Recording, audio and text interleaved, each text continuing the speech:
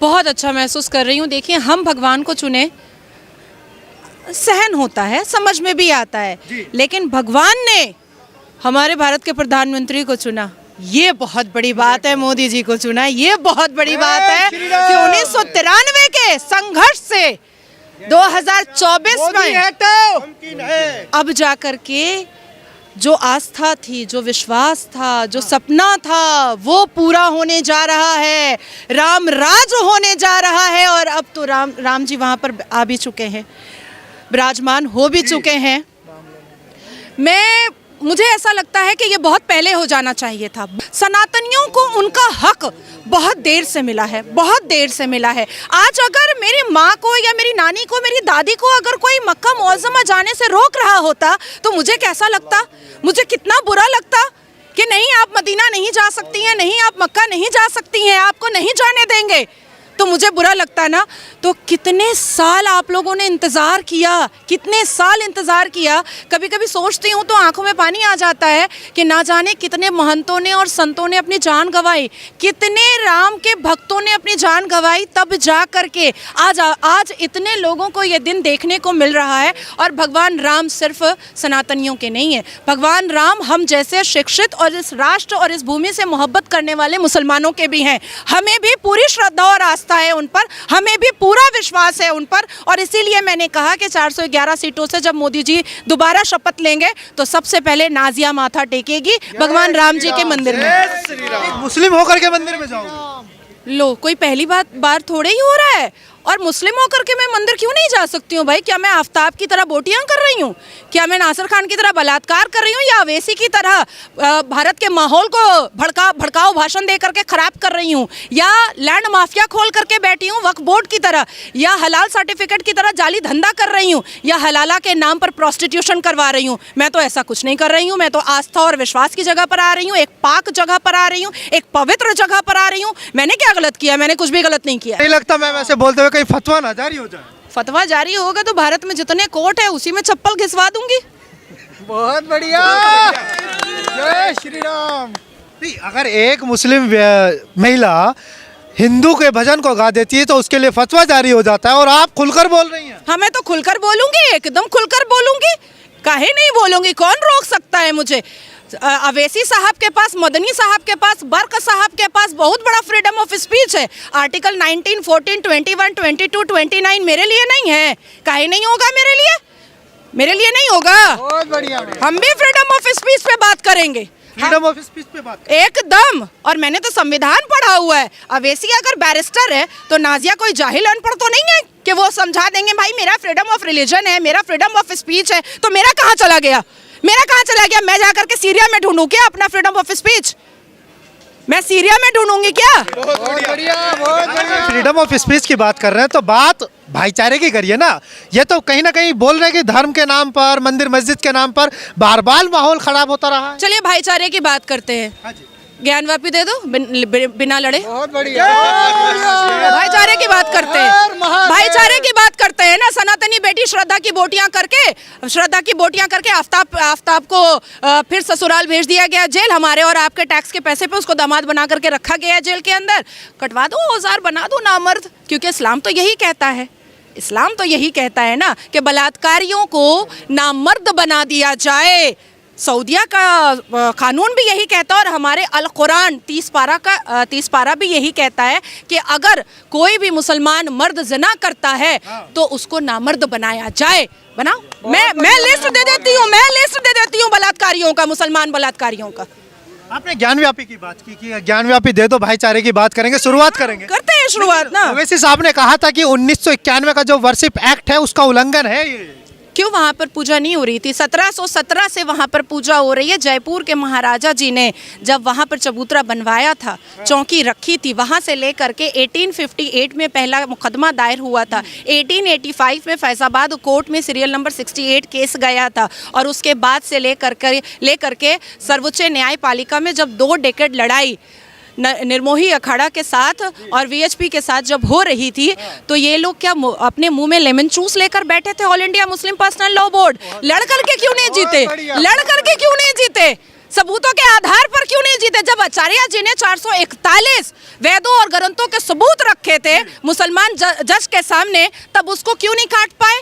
अरे भाई, लीगल भी आप जीते हैं, धार्मिक भी आप जीते हैं, और इमोशनली भी आप जीते हैं। तीनों आधार पर आपकी जीत हुई है। तो अब इसमें क्या हम लोग क्या बोल सकते हैं? और अवैसी साहब जो बोल रहे हैं वो अपना टीआरपी बनाने के लिए, माहौल गर्म करने के लिए ये सब बोलते रहता है। खुद बैरिस्टर है, 5 मुसलमान भी बैरिस्टर नहीं बना पाया, 5 मुसलमान भी बैरिस्टर नहीं बना पाया। लेकिन मैम, एक तरफ जहां राम के नाम पर राजनीति तो दशकों से होती आई, लेकिन अब सीधा सीधा आरोप लग रहा है कि बीजेपी जो है एक पॉलिटिकल इवेंट ऑर्गेनाइज कर रही है, ये कोई आस्था वास्ता का प्रोग्राम नहीं है। तो फिर अवैसी भी नमाज बिछा करके नमाज जो है अपने सियासत के फायदे के लिए ही पढ़ता होगा, उसी के लिए पढ़ता होगा। धार्मिक, अगर किसी के धर्म को हम उंगलियां उठाएंगे तो हमारे धर्म पर भी तो उंगलियां उठेंगी ना। आप लोग बहुत शरीफ आदमी लोग हो, सनातनी बहुत टॉलरेंस है, बड़ा बर्दाश्त है आप लोगों के अंदर। सही सुनो, बताया जाता है। कौन बता रहा है? आमिर खान ने कहा था ना कि इस देश में इंटॉलरेंस बढ़ गया है, डर लगता है अब। यहाँ का नमक खा करके हाँ। और यहीं के थाली में लुंगी उठा करके हगने वाले को मैं एकदम वैल्यू नहीं देती हूँ, एकदम वैल्यू नहीं देती हूँ। इसलिए लाल सिंह चड्ढा का मैंने लुटिया डुबो दिया था सारे स्टेट में केस करके, सारे स्टेट में मैंने केस करवाया था कि इसको बैन करो। अच्छा मैम, एक तरफ अभी बहुत पवित्र जगह हम लोग खड़े हैं, प्रभु हनुमान जी का ये स्थान माना जाता है और बहुत प्राचीन है। जब कहा जाता है कि कण कण में राम है, व्यक्ति व्यक्ति में राम है, और राम की कोई अस्तित्व नहीं जान पाया, ना जान पाएगा, क्योंकि वो बिना आकार के होते हैं। आस्था तो यही कहती है। तो फिर जब रोम रोम में राम है, तो इतना पैसा लगा करके एक भव्य मंदिर बनाने की क्या आवश्यकता थी? लोग कह रहे हैं कि एक अच्छा हॉस्पिटल बन जाता राम के नाम पर, एक अच्छा विश्वविद्यालय बन जाता, तो लोगों के लिए फायदा होता ना। कौन सी मस्जिद जो है वो हॉस्पिटल और यूनिवर्सिटी खोल रही है? कोई मस्जिद खोली है क्या? नहीं। तो कहीं से तो शुरुआत करनी पड़ेगी ना। नहीं, सारी मंदिरें सरकार को टैक्स दे रही हैं, सारी मंदिरें यूनिवर्सिटी खोल रही है, कैंसर हॉस्पिटल खोल रही है, गुरुकुल खोल रही है। मंदिरें तो बहुत पार्टिसिपेट कर रही हैं, बहुत, और अपने पैसे से पार्टिसिपेट कर रही हैं। और राहुल बाबा के अब्बा जान ने बनवा दिया क्या मंदिर? अब्बा जान या पापा? अब्बा जान, पापा ने। अरे कश्मीरी पंडित है। नहीं, उनके घर में उनके कौन है कश्मीरी पंडित? राहुल गांधी है? खानदानी मुसलमान है। हाँ, देखिए अंकल जी एकदम सही कहे हैं। 1954 लगता तेरे को मानने वाला। सुनिए 1949 में अजमेर शरीफ गए थे नेहरू साहब जी। हाँ, नेहरू मामू बनाए हैं हम लोग सबको, आप लोगों को कुछ ज्यादा ही बनाए हैं। चाचा वो है नहीं, वो मामू बनाए हैं आप लोग सबको।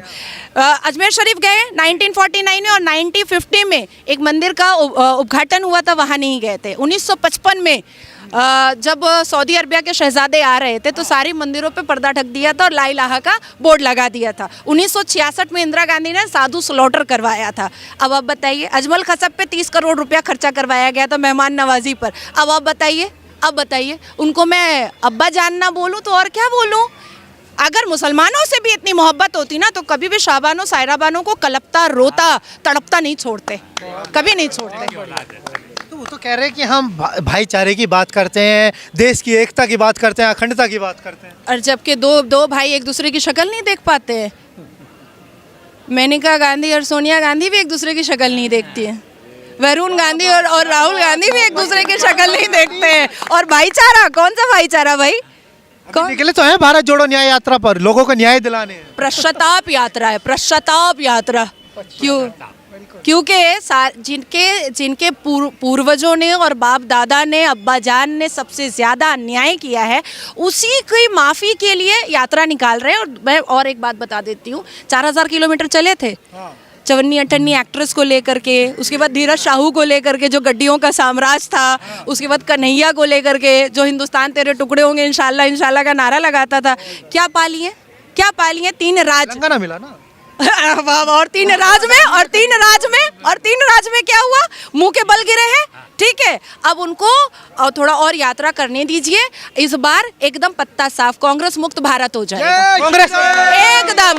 और इसी प्राचीन हनुमान मंदिर को साक्षी मान करके मैं आपसे कहती हूँ कि पूरे अंगनाई में मैं दिया जलाऊंगी, पूरे अंगनाई में। चलिए, आप तो जला लेंगे, लेकिन जो और अन्य मुस्लिम भाई हैं, जो मुस्लिम समुदाय के लोग हैं, उन्हें क्या करना चाहिए?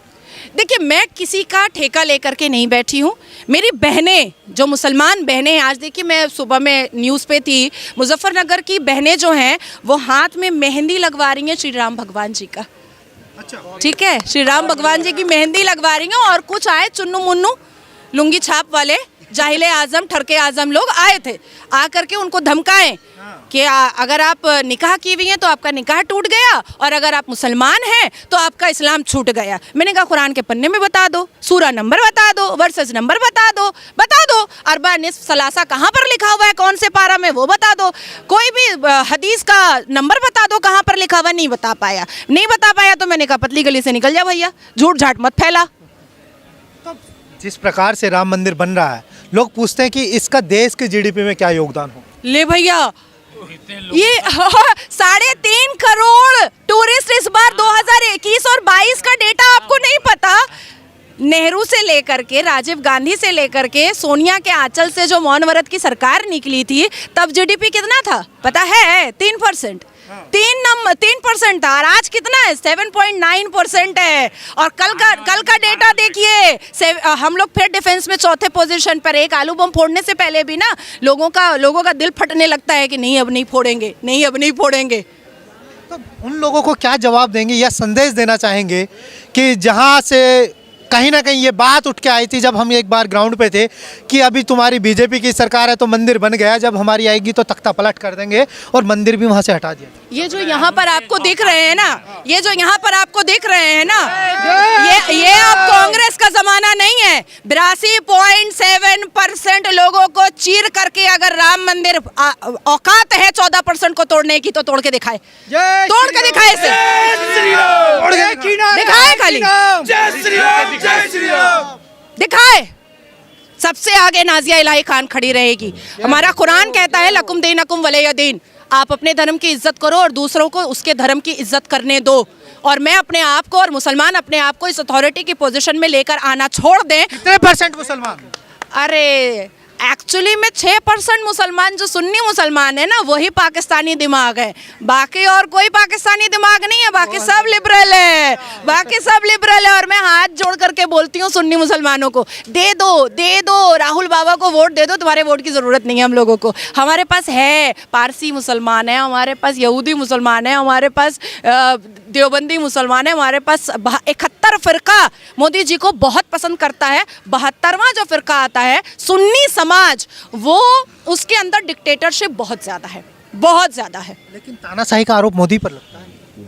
कोई एक बात बताइए, क्यों 33% वुमेन रिजर्वेशन बिल पास कराना तानाशाही होता है? 3 तलाक से मुसलमान बेटियों को रिस्पेक्ट दिलवाना, 3 तलाक बैन करके ये तानाशाही होती है क्या? देश की जीडीपी बढ़वाना ये तानाशाही होती है क्या? मालदीव्स को 3 फोटोग्राफ से उसकी औकात याद दिलाना ये तानाशाही होती है क्या? पीओके में 24 सीटें के बारे में बात करना पार्लियामेंट के अंदर ये तानाशाही होती है क्या? पाकिस्तान के आतंकवादियों के आंख में आंख मिला करके ये कहना कि तुम घुसो कब्रिस्तान यहीं खोद देंगे, ये तानाशाही होती है। चीन पर क्यों चुप हो जाता है? चीन पर कौन चुप है? चीन पर तो पाकिस्तान चुप है, क्योंकि चीन पाकिस्तान का आका है।